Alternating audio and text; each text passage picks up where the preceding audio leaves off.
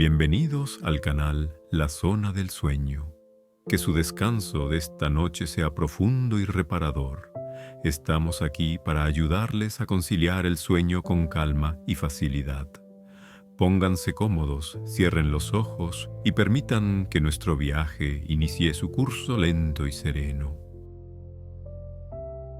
Hoy nos sumergiremos en enigmas históricos cuyas respuestas aún no han sido halladas. Muchas de estas historias alimentaron leyendas y teorías de conspiración, pero, como se dice, no hay humo sin fuego. En la base de cada relato hay hechos reales, textos antiguos y hallazgos. Iremos separando con cuidado lo verdadero de lo imaginado y empezaremos con una palabra enigmática: Nibiru. Hace casi 5000 años, en la llanura fértil entre el Tigris y el Éufrates, en las tierras del actual Irak, en la región que los griegos llamaron Mesopotamia, surgió una civilización que sentó las bases de la escritura, la arquitectura, la vida urbana, el derecho y, de manera muy especial, la astronomía. Se trata de los sumerios, una de las primeras sociedades altamente organizadas de la historia. Levantaron ciudades célebres: Uruk, Ur, Lagash, Eridu, Nippur. Cada ciudad era un estado autónomo, con sus propias leyes, mercados, fuerzas armadas y un templo principal. El templo, Egal, Casa del Grande, no era solo un lugar de culto, también cumplía funciones económicas, judiciales, científicas y educativas. Allí se llevaba la contabilidad, se custodiaban archivos, se formaba a los escribas y se observaban los ciclos de la naturaleza y del cielo. En las escuelas del templo se preparaba a sacerdotes y funcionarios que velaban por el orden en la tierra y seguían los movimientos del firmamento. Para los sumerios todo lo terrenal, desde la cosecha hasta la guerra, reflejaba la voluntad de los dioses, leída en el curso de las estrellas, los planetas y la luna. Nos han llegado decenas de miles de tablillas de arcilla, con escritura cuneiforme, listas económicas, actas judiciales, relatos épicos, recetas médicas y tablas astronómicas. Entre los conjuntos más valiosos están las tablillas de la biblioteca del rey asirio Asurbanipal en Nínive, excavada en 1849 por Austen Henry Layard. Hoy se conservan en el Museo Británico. El célebre catálogo doble Mul.apin, siglo VI a.C., recoge observaciones de al menos 7 siglos. No es un mito, sino un registro científico. Movimientos del Sol, la Luna y los planetas, estrellas de estación, relojes estelares e incluso consejos para el campo basados en los ciclos celestes. En esencia, la primera enciclopedia estelar de la humanidad. Sumerios y babilonios conocían con precisión 5 planetas visibles a simple vista: Mercurio, Venus, Marte, Júpiter y Saturno. Los llamaban estrellas errantes, a diferencia de las fijas. Cada planeta estaba asociado a una divinidad: Venus con Inanna Ishtar, Marte con Nergal, Júpiter con Marduk. Sus movimientos se registraban y servían tanto a cálculos astronómicos como a pronósticos astrológicos. En este marco aparece el término Nibiru, acadio Nabiru, relacionado con paso, tránsito, lugar de cruce. Figura en textos mitológicos, astronómicos y calendáricos con sentido variable. A veces designa un punto del cielo, la intersección del ecuador celeste con la eclíptica, y otras una estrella concreta. En el mito babilónico Enuma Elish se dice: Marduk colocó a Nibiru en el cielo como la estrella por la que marchan los dioses.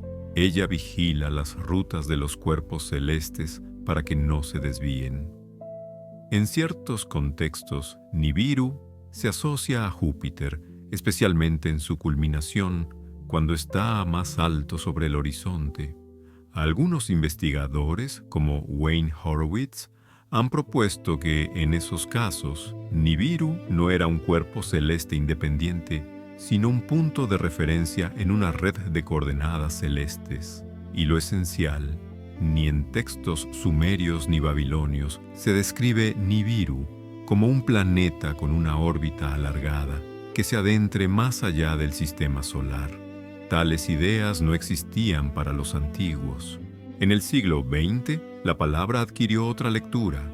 En 1976, Zecharia Sitchin publicó El 12º planeta, afirmando que había descifrado tablillas y hallado menciones de un planeta que entraría en el sistema solar cada 3600 años, habitado por Anunnaki, seres que supuestamente crearon al ser humano. Sostenía que los sumerios conocían 12 cuerpos celestes, incluyendo Sol y Luna, y citaba la tablilla WEA 243 como si mostrara el sistema solar. Pero esa pieza es un motivo geométrico. Sus traducciones no coinciden con las académicas y sus conclusiones se apoyan en conjeturas. Asiriólogos, filólogos y arqueólogos, entre ellos William H. Stebbing, Robert Simpson y Michael Heiser, han criticado detalladamente la obra de Sitchin, calificándola de pseudociencia. Aún así, la idea de Nibiru penetró la cultura popular y se difundió con fuerza en Internet en los 2000, sobre todo en torno a 2012, con interpretaciones erróneas del calendario maya, generando el mito del planeta del apocalipsis. La NASA emitió un desmentido oficial. No se observa ni existe ningún planeta con tales parámetros. Casi al mismo tiempo, surgió en la astronomía real otra hipótesis. En 2016, Michael Brown y Konstantin Batygin señalaron matemáticamente la posible existencia de un masivo planeta 9, más allá de Neptuno, a partir de anomalías en el movimiento de objetos transneptunianos. Ese hipotético objeto no tiene relación con Nibiru. Así conviven dos realidades: la científica, hallazgos arqueológicos, textos, observaciones, contexto, y la cultural, mitos, fantasía, versiones populares. Lo importante es recordar que los sumerios estudiaron el cielo con esmero y precisión. Sus observaciones cimentaron la astronomía posterior. Y aunque Nibiru no fuera un planeta, su nombre se volvió símbolo del afán humano por el misterio y por explicar lo que aún no comprendemos. De los tiempos y las estrellas, pasemos a la nieve, el viento y el silencio del bosque. En el norte de los Urales, a comienzos de 1959, 9 excursionistas experimentados partieron a una travesía invernal y no regresaron. Más tarde se halló su tienda rasgada desde dentro. Algunos cuerpos aparecieron sin abrigo, con lesiones poco habituales. En ciertas prendas se detectaron restos de radiación. El resultado oficial del caso fue difuso: la acción de una fuerza irresistible. Hay muchos documentos y datos, pero casi ninguna claridad. Intentemos reconstruir los hechos con prudencia, sin conclusiones apresuradas. El grupo estaba compuesto por personas preparadas, estudiantes y egresados del Instituto Politécnico de los Urales, de entre 20 y 27 años, en su mayoría de perfil técnico y con sólida experiencia. Lideraba la marcha Igor Dyatlov, estudiante de 5º curso, ingeniero radiotécnico, sereno y metódico, acostumbrado a planear rutas y mantener el orden. Junto a él iban sus compañeros, Georgi Krivonischenko, Yuri Doroshenko, Nikolai Thibault-Brignol, Zinaida Kolmogorova, todos con permisos para itinerarios invernales de máxima dificultad. También estaba Lyudmila Dubinina, de 21 años, con experiencia en travesías exigentes y temple para actuar en situaciones críticas. El mayor era Semyon Solotaryov, de 37, con pasado militar y docencia en 2 AAF. Se unió tarde, pero con buena instrucción. Era un equipo cohesionado, fuerte y con un plan claro. por eso lo ocurrido resulta aún más desconcertante. Partieron el 27 de enero. Los vieron por última vez en el poblado de Vithai, desde donde enviaron un telegrama y se adentraron en la zona montañosa. El 1 de febrero, al caer la tarde, acamparon en una ladera abierta del monte Kholat Syakhl. No era el mejor lugar, viento fuerte, terreno expuesto y un bosque cercano que habría ofrecido abrigo. Probablemente ya oscurecía y dejaron el descenso para la mañana. La comunicación prevista debía llegar el 12 de febrero, pero pasaron los días sin noticias. La búsqueda comenzó el día 20 y el 26 se halló la tienda, parcialmente cubierta de nieve.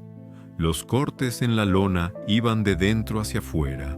En el interior quedaban prendas de abrigo, comida, documentos, calzado, herramientas. Desde la tienda hacia el bosque descendían huellas. Algunos avanzaron descalzos o en calcetines, pese al intenso frío. Los primeros 5 cuerpos aparecieron pronto. 2 yacían junto a una hoguera improvisada al pie de un cedro. Otros 3 estaban en la ruta de regreso a la tienda, como si hubieran intentado volver. Los 4 restantes se encontraron ya en primavera, bajo la nieve en una zanja, más adentrados en el bosque. Precisamente ellos presentaban las lesiones más graves. Lyudmila Dubinina tenía múltiples fracturas de costillas y daños en tejidos blandos. Semyon Zolotaryov, el tórax destrozado. Nikolai Thibault-Brignol, un fuerte traumatismo craneal. Los peritos señalaron un patrón de lesiones por fuerza intensa, sin daños superficiales marcados, algo que se ve con ondas explosivas o caídas sobre superficies amplias. En prendas de Krivonischenko y Zolotaryov se midieron niveles de radiación 2 o 3 veces superiores al fondo. El origen no se estableció. Más tarde se mencionó la posible relación con el anterior trabajo de Krivonischenko en una instalación nuclear, pero no pasó de hipótesis. La investigación duró 3 meses y el 28 de mayo de 1959 se cerró con la fórmula de fuerza irresistible, sin precisar la naturaleza de lo ocurrido. A partir de entonces se abrió un largo periodo de conjeturas. El análisis del lugar planteó interrogantes. ¿Por qué un grupo experto acampó en una ladera azotada por el viento cuando a 1,5 kilómetros por debajo empezaba el resguardo del bosque? Las huellas en paralelo, a ratos interrumpidas, una de ellas apartándose, sugerían que salieron con prisa pero organizados, quizá con desorientación. En el cedro de la hoguera se rompieron ramas gruesas a unos 3 metros de altura, explicable si alguien intentó trepar para ver la ladera o recoger madera seca. La distribución de la ropa también extrañaba. Algunos llevaban prendas de otros, como si en los últimos minutos hubieran intentado abrigar a los que desfallecían. Y sin embargo, los más gravemente heridos eran quienes iban peor vestidos. Hay hechos firmes. Los cortes en la tienda se hicieron desde el interior. Así lo determinó la pericia. Existen también puntos discutidos. En memorias de rescatistas se citan observaciones no incluidas en los protocolos oficiales, como la idea de que la tienda pudo haberse vuelto a tensar después. Entre las pertenencias se halló una cámara no listada. Uno de sus fotogramas, con trazas luminosas cruzadas, se interpretó de varios modos, desde un fallo de revelado hasta un efecto óptico. En los documentos aparecen discrepancias, fechas distintas en copias, firmas ausentes, radiogramas marcados como no publicables o inexistentes. Años más tarde, el investigador Lev Ivanov recordaría que no le permitieron desarrollar la línea de fenómenos luminosos en la noche de la tragedia y que se limitaron las vías de indagación. Todo ello no da una respuesta, pero sí un telón de fondo de incertidumbre. De aquí nacen las versiones. una de las más debatidas, ensayos de armamento. En aquel invierno, la región pudo acoger pruebas reservadas. Vecinos contaron destellos y bolas de fuego en el cielo. En documentos desclasificados se mencionan minas paracaídas, artefactos que no dejan cráter, pero generan una potente onda de choque. Algo así podría explicar lesiones internas y una retirada apresurada. Otra hipótesis, infrasonido. La combinación de viento y relieve en Kholat-Syakhl pudo provocar vibraciones de baja frecuencia que causan ansiedad, desorientación e incluso pánico. Explica la salida de la tienda, pero no cierra la cuestión de las lesiones, ni por qué no lograron regresar muchos de ellos. También se ha hablado de algo que no debía verse. El grupo pudo toparse con un objeto o personas cuya presencia se mantuvo en secreto. De ahí, un posible intervencionismo en materiales y la reserva de ciertos informes. Son conjeturas sin pruebas directas. Se discutieron, por último, desajustes técnicos, que algunos cuerpos se hallaran antes de las fechas oficiales, se trasladaran para exámenes y regresaran después. Esto podría explicar ciertas incoherencias documentales y posiciones. No sugiere violencia, sino pasos administrativos que no llegaron a la versión pública. Décadas después, el interés no se apaga. Desde comienzos de los 2000, expediciones han revisitado el lugar midiendo relieve, cargas de nieve y estado de las pendientes. La inclinación en el punto de la tienda resulta escasa para una avalancha clásica. Un deslizamiento local de placa de nieve es posible, pero su volumen y efectos no encajan con numerosos detalles. La versión oficial rusa de 2020 señala precisamente una placa y la salida forzada de la tienda. Sin embargo, quedan preguntas. La tienda no fue arrastrada ni aplastada, y entre los fallecidos no hay los signos típicos de avalanchas: asfixia, múltiples fracturas de extremidades, daños pulmonares masivos.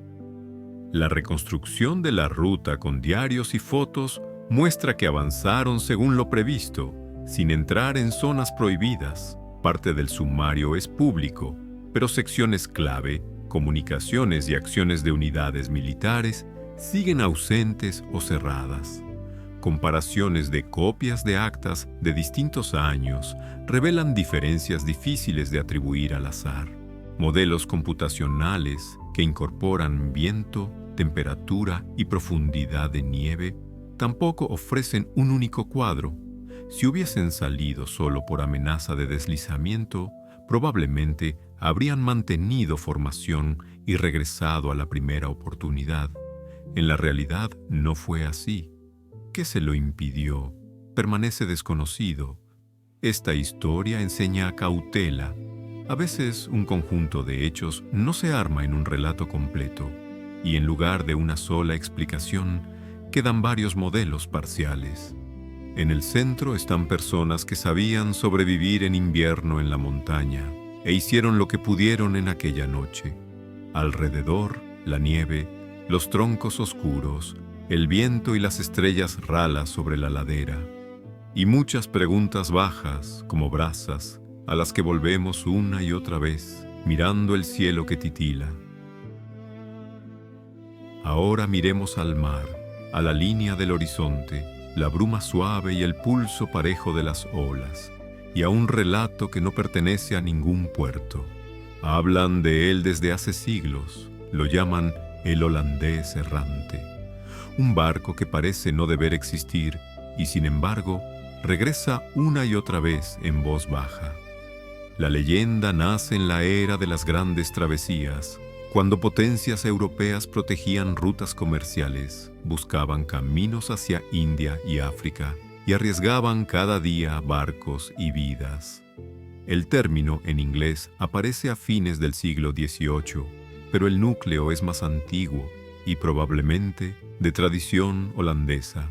Marinos obstinados, expertos y supersticiosos, Uno de los tramos más peligrosos era el Cabo de Buena Esperanza, frontera de océanos, vientos caprichosos, corrientes traicioneras.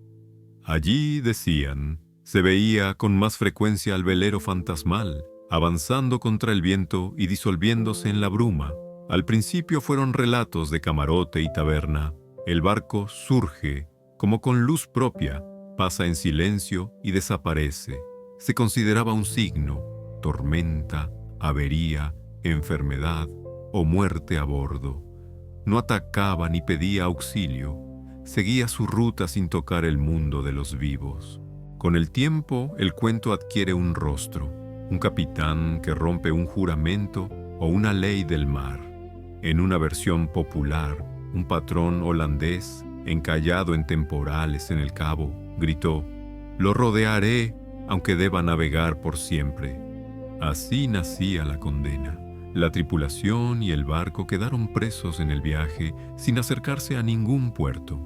En otros relatos, el holandés intenta entregar cartas a los vivos y quienes las aceptan pronto sufren desgracias. Nombres, fechas y detalles varían. El sentir común permanece. Es un presagio y un recordatorio de los límites de la voluntad humana en el océano. Con los años, la leyenda salió de los chismes y entró en los diarios de navegación.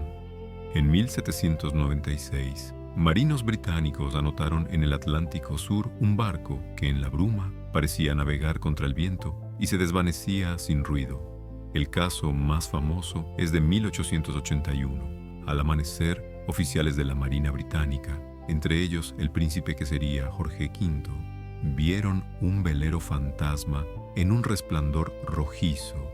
Poco después, un marinero murió en un accidente, reforzando el mal augurio. Mensajes similares llegaron sobre todo de los alrededores del Cabo y de costas australianas. Las descripciones se parecían sorprendentemente. Velero antiguo, brillo extraño, avance a contraviento, desasosiego de los testigos. No había una sola explicación. Había observaciones y una inquietud suave. La razón ha ensayado respuestas. Una es el espejismo Fata Morgana. Con ciertas capas térmicas, el aire sobre el agua refracta la luz en estratos y levanta siluetas distantes, duplicándolas o estirándolas, haciéndolas parecer suspendidas. Otra, la inversión térmica, con aire cálido sobre frío, curvando los rayos e insinuando un casco flotante. Existen además fenómenos raros, como los fuegos de San Telmo en los mástiles, descargas eléctricas que, en la víspera de una tormenta, parecen señales sobrenaturales. Todo ello pudo trenzarse en un mismo hilo y luego, en la palabra, ganar vida propia. Pero ni espejismos ni inversiones suceden cada noche ni explican observaciones diurnas con cielo claro. Por eso, las explicaciones acaban con una salvedad. Sabemos cómo puede ocurrir, no que ocurriera siempre así. Los historiadores recuerdan que los marinos eran atentos y precisos, leían el cielo, fijaban el viento y el rumbo, contaban los días y escribían con pulcritud. Las supersticiones en el mar eran fuertes, pero eso no convierte cada mención del holandés errante en pura fantasía. Más bien, es un trabajo conjunto de memoria, experiencia, óptica y estado de ánimo en el borde entre lo conocido y lo desconocido, cuando en la cubierta solo suenan viento y ola y alrededor hay un horizonte vacío. Cualquier brillo inusual o un casco lejano es motivo para escuchar al mundo y a uno mismo. ¿Por qué el símbolo perdura? Una mirada dice: para lidiar con la incertidumbre, el mar era riesgo constante, cartas imprecisas, clima impredecible, ausencia de auxilio. Un presagio disciplina. Si es una señal, cabe prepararse, revisar jarcia, reducir vela, vigilar el rumbo. Otra lectura, culpa y promesa sin término. Un capitán que quebró su palabra, una tripulación sin reposo, un navío que no encuentra puerto. Motivos parecidos viven en otras culturas: barcas de muertos en Japón, barcos sin capitán en Noruega, almas de ahogados que buscan guía en China. En todas suena la angustia de la separación y la nostalgia por quienes no volvieron. En el siglo XIX, el holandés entra en el arte, deja de ser susto y se vuelve figura para pensar. En la ópera de Richard Wagner, El holandés errante, 1843, el protagonista no es un espíritu malévolo, sino un condenado a vagar que busca liberación mediante el amor. Es una lectura romántica. En lugar de señal de miedo, aparece un solitario trágico. Después, poetas y narradores, Heinrich Heine, Walter Scott, Washington Irving, retoman el tema. En sus versiones, el barco surge en la tempestad, lanza señales, pide ayuda o intenta romper el hechizo, pero lo esencial es lo mismo. No puede detenerse, navega no por voluntad, sino por necesidad. En el siglo XX, el holandés errante ya es un símbolo estable, entendible incluso para quien nunca ha izado una vela. Está en la pintura, el cine, la animación, el cómic, los juegos, de lecturas serias a versiones ligeras. En la cultura popular del siglo XXI, es fácil reconocerlo en filmes de aventuras donde deviene barco de almas o metáfora de una deuda interminable. Esta leyenda se adapta con facilidad porque toca miedos y esperanzas comunes. Habla de quedarse en medio, entre la vida y la muerte, la casa y el camino, el inicio y el final, de un movimiento sin regreso posible y de la memoria que retiene a quienes se internaron en lo desconocido. Tal vez nadie vio jamás un barco fantasma, y todos los registros sean combinaciones ópticas amplificadas por la palabra. Pero la emoción de los testigos fue real. La soledad del gran mar, la tenue frontera entre el orden y el caos, el susurro de las olas anunciando cambio de tiempo. Por eso el holandés no se va. Parece pasar por el horizonte cada vez que miramos el crepúsculo, y el mundo se vuelve, por unos minutos, un poco distinto.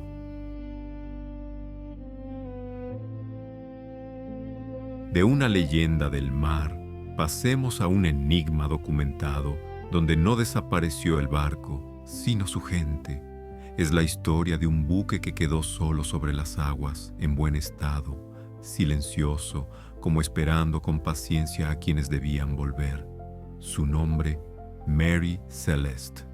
El barco nació en 1861 en Nueva Escocia con el nombre de Amazon. El inicio no fue afortunado. El primer capitán murió a poco de zarpar. Siguieron daños y pequeños percances. Cambió de dueños hasta que, en 1867, lo compraron armadores estadounidenses, lo reacondicionaron a fondo y le dieron nuevo nombre.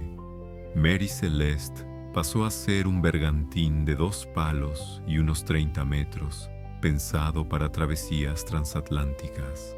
Pese a su renovación, le acompañó la fama de desafortunado, aunque técnicamente se consideraba fiable. En 1872 asumió el mando el marino experimentado Benjamin Briggs, cauto y respetado. El 7 de noviembre, la Mary Celeste zarpó de Nueva York rumbo a Génova con un cargamento de alcohol desnaturalizado. A bordo iban el propio Briggs, su esposa Sara, su hija Sofía, de 2 años, y 7 marineros seleccionados por él. El tiempo acompañaba. Había provisiones suficientes y el barco estaba en buenas condiciones. Navegó hacia el este durante semanas sin presagios de misterio.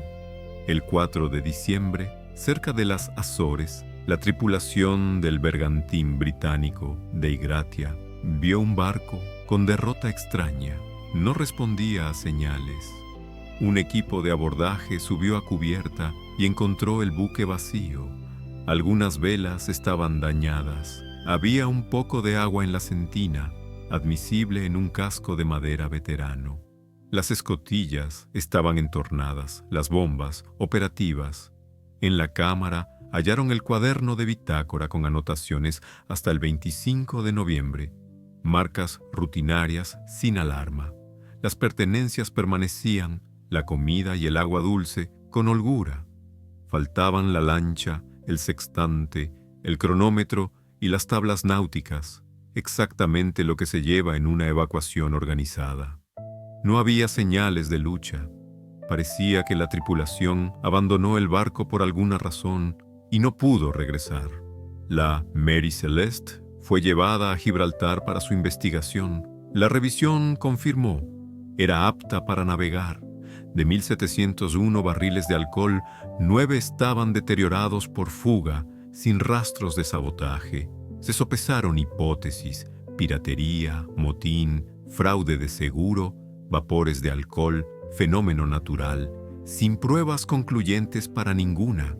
La tripulación del Dei Gratia recibió recompensa por el salvamento, aunque reducida, marcando a la vez la corrección de su proceder y la cautela del tribunal ante las circunstancias. La desaparición del capitán Briggs, su familia y los marineros quedó oficialmente como inexplicada. ¿Por qué habrían de dejar un buque en buen estado? Hay varias posibilidades. Vapores de alcohol que escaparan de algunos barriles pudieron asustar a la tripulación con un golpe o un olor penetrante, y el capitán ordenó abandonar temporalmente el barco con idea de volver. Pero una tormenta o la corriente separaron la lancha del casco. Un error al valorar la amenaza es otra vía hacia una decisión fatal. Un temporal pudo arrancar la lancha y el bergantín, a la vista, alejarse demasiado deprisa. No existe una versión que despeje todos los interrogantes. La cámara estaba en orden, la cubierta sin signos de pánico, y aún así no se halló a nadie. La Mary Celeste entró callada en la historia, como un barco donde quedó solo el enigma. No hay gritos ni catástrofe en este relato. Hay el vaivén parejo del mar al alba, una cubierta vacía, un rayo de sol en el polvo de la cámara, una página abierta cuyo trazo se interrumpe en una fecha, y hay silencio en el que volvemos una y otra vez a la pregunta más sencilla: ¿qué llevó a un capitán experto y su gente a dar un paso hacia lo desconocido desde un barco sano? Ahora viajemos a la orilla del Nuevo Mundo, al siglo de las velas y los primeros asentamientos ingleses. No se trata de un barco ni de una expedición, sino de una colonia entera. Personas con familias, esperanzas y planes. Construyeron casas, prepararon huertos y luego desaparecieron. No quedaron cuerpos ni cartas, solo una palabra tallada en un árbol. En 1584, Sir Walter Raleigh recibió de Isabel I el permiso para establecer una colonia en Norteamérica.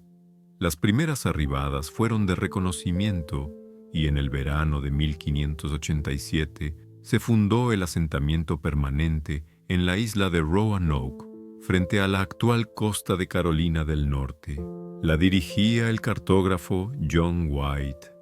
Llegaron más de 100 personas, hombres, mujeres y niños. Allí nació Virginia Dare, la primera inglesa nacida en tierras americanas. El asentamiento fue llamado Ciudad de Raleigh, aunque el uso común mantuvo Roanoke. El comienzo fue esperanzador. Levantaron casas y organizaron la vida cotidiana con la expectativa de recibir apoyo desde Inglaterra. Pero los recursos eran escasos y la relación con algunas tribus vecinas tensa. John White decidió volver a la metrópoli por provisiones y armas, confiando en regresar pronto. Estalló la guerra con España, se movilizó la flota y White solo pudo volver en 1590. Lo que encontró fue inesperado. El poblado estaba cuidadosamente desmantelado, las empalizadas retiradas sin rastros de incendio o combate. Parecía un abandono deliberado. No había embarcaciones, las tumbas habían sido abiertas, tal vez por animales. En un tronco se leía Croatoan y en otro el fragmento Cro. No se encontró la señal de emergencia convenida. White supuso que los colonos se trasladaron a la isla de Hatteras, Croatoan, donde con la tribu homónima habían mantenido relaciones relativamente pacíficas. Una tormenta impidió comprobarlo. La expedición carecía de suministros y White tuvo que marcharse. Nunca volvió a ver a los suyos. Se buscaron respuestas durante siglos y las investigaciones sistemáticas arrancaron en el 20. En Roanoke, arqueólogos hallaron restos de fortificaciones, madera carbonizada y cerámicas europeas de la época, sin evidencias de batalla o mortandad masiva. En Hatteras aparecieron objetos europeos, herramientas de hierro, cerámica e incluso adornos que pudieron pertenecer a colonos o a quienes trataron con ellos. Estos hallazgos sostienen la hipótesis de una asimilación parcial. Parte de la colonia pudo unirse a los Croatoan e integrarse en su comunidad, mientras otros murieron por enfermedades o en intentos de alcanzar tierra firme. No hay, sin embargo, pruebas directas. Tales objetos podrían haber llegado más tarde por intercambio o comercio. Los investigadores son prudentes. Las versiones son muchas. La asimilación es la más suave y verosímil. También pudo darse una evacuación forzada por falta de agua, malas cosechas o epidemias. La hipótesis de un ataque hostil no se confirma ni por arqueología ni por testimonios posteriores. No hay señales de violencia masiva ni restos humanos. Con los años, la historia atrajo fábulas, de una colonia maldita a fantasías, ajenas a la realidad histórica. La escena más sobria puede ser simple. Al no recibir ayuda, los colonos tomaron el camino hacia donde era posible sobrevivir y se disolvieron en nuevas comunidades. La palabra tallada quedó como única marca, no una alarma, sino una dirección. Hoy, al mirar los mapas de las Outer Banks, sus barras de arena y bajíos, y la luz del amanecer sobre las lagunas quietas, es fácil imaginar canoas alejándose hacia la isla vecina. Este relato contiene pocas respuestas ruidosas y mucho silencio, pero recuerda que la colonización fue no solo audacia y reto, sino una cadena de decisiones al borde de la supervivencia. Gracias por haber estado con nosotros en este tranquilo viaje en el tiempo, desde Sigurats y estrellas hasta las laderas nevadas de los Urales, desde los horizontes del mar hasta el asentamiento desaparecido en el borde del Nuevo Mundo. Nos alegra que hayan pasado esta velada en la zona del sueño, que esta noche les regale un descanso profundo, reparador y apacible. Buenas noches y que tengan un sueño fuerte y sereno.